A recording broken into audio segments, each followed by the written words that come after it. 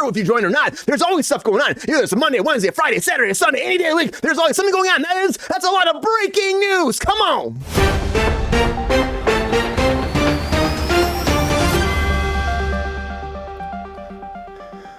All right, it's finally happening, everybody. IATSE has a deal. That's right, round of applause for IATSE. IATSE finally got a deal, so there is gonna be no strike. Now, of course, I already figured this was gonna happen. We've been talking about this for weeks and weeks and weeks. But now they finally AMPTP, and they decided just yesterday, the parties went back and forth, negotiating everything. They have a deal on the table. It's gonna go to the membership to actually vote now to see what they think about it. Now, of course, it'll probably pass, no problem. You might be asking, well, what's this all about? They're getting like over the next 3-year contract, first you'll get a 7% raise, then a 4% raise, then a 3.5% raise over the 3-year term. On top of that, hourly workers will receive triple time when they surpass that 15-hour work days, which, come on, that might shut down all this shit so people don't get into accidents driving home and working, enormous amount of hours every day and week. And 7-day pay is going to be double time too for people that are on hourly or actual, that are in different kind of hourly pay or additional different contracts that are happening right now. So I don't really see a lot of 7-day pay, so that's kind of confusing to me, but good for them. If you are working 7 days, probably a production office, you probably need it so much so.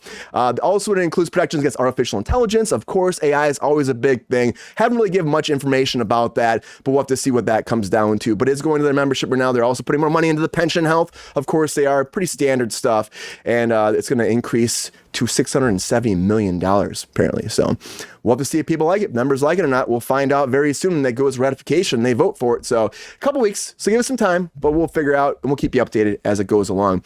But hopefully it's a great deal. And hopefully, I think Justin Timberlake hopes he gets a good deal because, of course, he's got that DUI still on his back burner right now.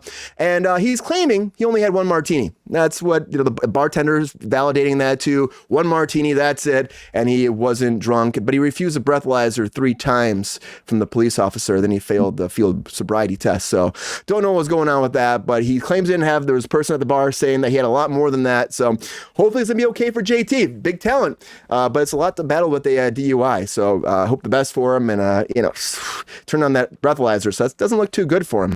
I bet he wishes he could turn back time like the Terminator, because the Terminator's coming to Netflix, everybody. And they finally have their Terminator voice, and that's Timothy Olyphant. Timothy Olyphant playing the new Terminator for Netflix. This series is coming out.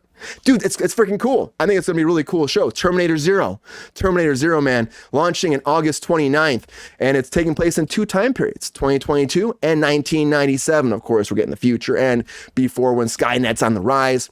But Terminator Zero is set in a universe, all new characters, everybody else, whole new thing, but in the same timeline. But we're getting new characters, not doing John Connor anymore for this, but the art looks cool. Hopefully it's a great show. I hope it is. I really do.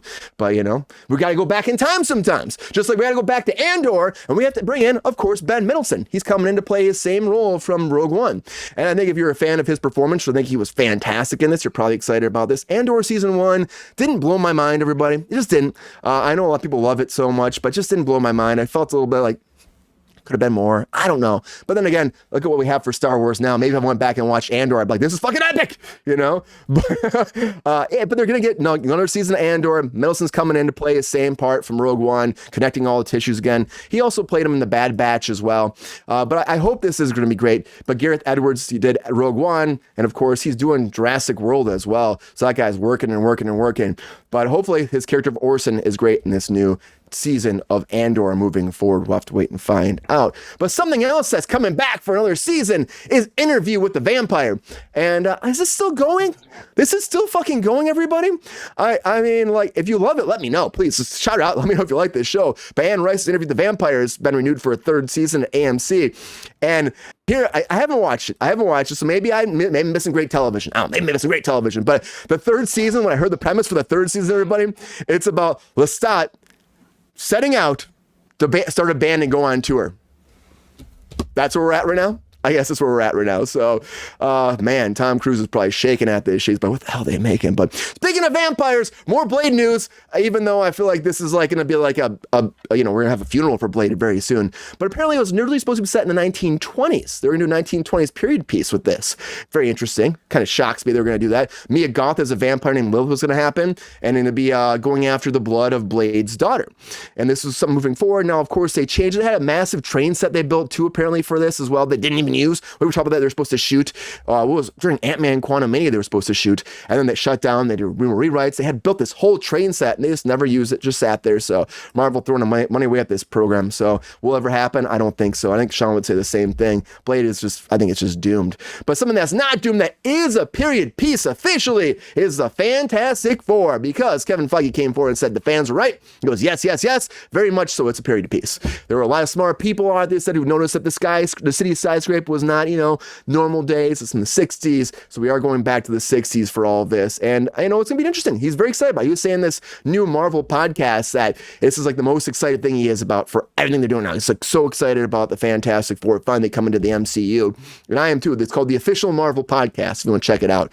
But they're going to start shooting after the San Diego Comic-Con. First day starting in July. So I can't wait to see how this will go. And Sean, I think Blade is fucking doomed, isn't it? Like it wouldn't matter what year it is, right? Period piece or not. Like Doom is or Blade is never going to happen. I just don't see it happening. We talk about it all the time, but there's no way, right? Yeah, no, I don't see this coming. Oh my God, my fucking computer today.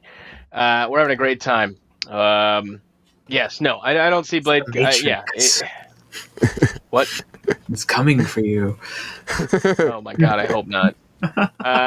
Yeah, no, we're not getting a Blade. The fact that they confirmed this Fantastic Four thing around the same time, like it's just to get all the attention away from Blade. I'm gonna break this camera. Get me off. Forget about Blade, but don't forget about this fucking out. It's okay. Miles Morales, everybody. Miles Morales is moving forward, apparently, again. Now, this is something that Schneider came forward. Jeff Schneider, he's been, like, on the internet a lot. Like, in, of course, his Hot Mike podcast. He was talking about how Sony's looking for a live-action Miles Morales. But we talked about this, like 6 months ago, something like that.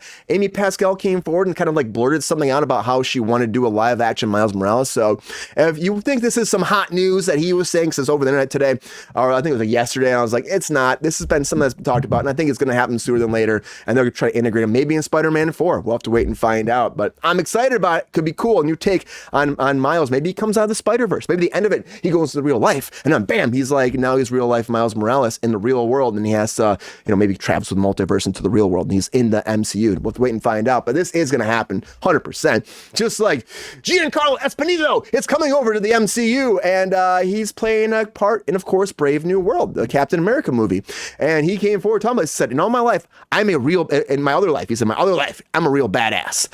If you ever see me a little bit, as Gus over there on Breaking Bad, but when you see me in the MCU, you think I'm a badass. But you see me in the MCU, you're going to see that I am really a badass, and I'm excited for that. Talking about how physical he had to be for this. As a whole different character he's ever played before. He played Moff Gideon. He's pretty physical too. So I'm interested to see what his character and his part will be in Brave New World, which again is riddled with problems, but I hope it's going to be great. Really will. I mean, maybe they'll throw Jeremy Renner in there because he needs to get back to the MCU pretty soon here, but I don't know, because he's saying that he's not sure about these tedious, hard, having to take a lot of energy up roles anymore because of his accent he had. So he's still taking a long time to kind of recoup. He's doing better, but he's not really about to dive into those roles anymore. But he did say he'd like to go back to Mission Impossible with Tom Cruise. He had to step down because he was having a family. And he said they were shooting in London, so it was hard for him to step away from his family and just do that. But now he said, my kids are grown up. Maybe I can get back into Mission Impossible. I just think it's a slow stepping stone for him. He'll eventually get back to it. It takes a long time. It really does. It takes a long time to make a movie too, like Red One, when you keep hearing about The Rock not showing up for work. That was a whole thing that was rumored for a long time. But the trailer came out for Red One. It looks pretty good. I'm going to say it looks pretty good. It's about Santa Claus being kidnapped, and they got to hire, The Rock is apparently his head of security. He's like the head elf, I guess, in a lot of ways. But they have to hire a bounty hunter, played by Chris Evans, to globetrot around the world to try to find Santa Claus. And then in the whole time, he finds the Christmas spirit and believes Santa Claus is real. But the trailer looks pretty good, so I would check this out. And I was kind of shocked about this. Will this be good or not? Coming out November 15th, not that far away. Good for the holidays. I think it will be a lot of fun. I don't know if Neverland will be a lot of fun, because Neverland Nightmare is coming here in the Pooniverse, everybody. The Pooniverse has risen one more time. And Scott Jeffrey directs this Pooniverse adaptation of Peter Pan, with Tinkerbell doing heroin during it, snorting pixie dust. Sure. Why not? And Peter Pan is kidnapping him, trying to murder Michael. And Wendy's trying to save Michael from murderous Peter Pan and the everlasting heroin-addicted Tinkerbell. So, yeah, this is done shooting. They're in post-production. Yeah, they didn't change anything from the source material. This sounds, yeah. Why would they put it on heroin when there's a drug called pixie dust? Yeah, Pixie dust. Maybe they'll release that later. I think it'll be like for like we go to the theater, you get some pixie dust along with your sign poster of Peter Pan slashing somebody. I don't know. This Pooniverse stuff is getting out of control. Thank you for sending us me, Lexi. Oh, you know, every time I find one, I'm going to send it to you. The Pooniverse. Trevor, have you heard of the Pooniverse before? Every time you say that word, I think of something very different. that's fair. I think we got to workshop the name a little bit. We all do, but it's like Winnie the Pooh. You got Peter Pan. You got Tinkerbell. You got Bambi murdering people. It's like that whole Avengers style of all the fairy tale creatures who are now killing your childhood and I guess their best friend and next door neighbor at the same time. So, the Pooniverse is here to stay. This sounds like the kind of thing that's like funny to joke about with your friends while you're drinking, but like this is way too much effort. It's like Kevin Smith actually making Tusk. You know, this is too much. I know, and these things are going to keep going for a long time. Wait till we get the crossover event of the century of all the Pooniverse characters, joining together to conquer fairy tale creatures. I don't know what's going to happen, but maybe they'll assemble like Voltron. Let's go. Let's do that. Voltron of all the characters. Oh, we need like a live action Voltron where people just throw themselves into each other and make some kind of homunculus. That'd be great. We're gonna call that. We gotta work on it. We gotta workshop a name for that. We'll figure it out. Give us a couple episodes. We'll get something. Yeah, we'll get that going. But a lot of breaking news, everybody. A lot of breaking news.